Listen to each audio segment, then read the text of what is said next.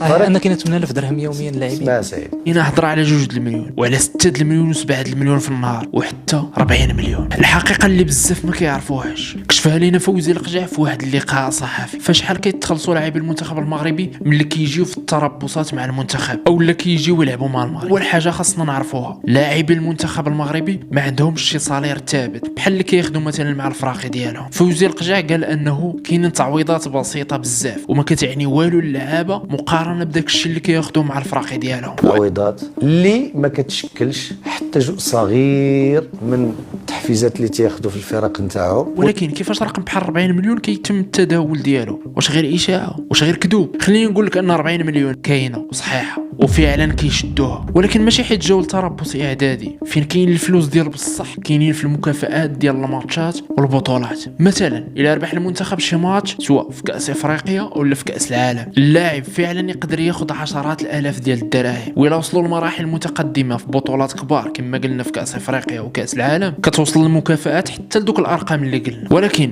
المكافاه اليوميه اللي كاينه فعلا هي 2000 درهم لكل لاعب، وهذا الشيء حسب داك الشيء اللي قالوا رئيس الجامعه فوزي القجع. تاخذوا 200 يورو للنهار. نقول لك اكثر من هذا، ان دوك اللاعبين تاع الفريق الوطني كيجمعوا داك البركه وتيفرقوا على دوك الناس اللي تيكونوا معاهم وتيشتغلوا معاهم وتيعتنيوا بهم. الا شي حد عنده شي معلومه اخرى يقولها لنا وصافي. نتوما شنو الراي ديالكم في هذا الشيء؟ واش فعلا 2000 درهم هي اللي كاينه ولا كاينين مبالغ ضخمه كيف ما كيتم التداول ديالها؟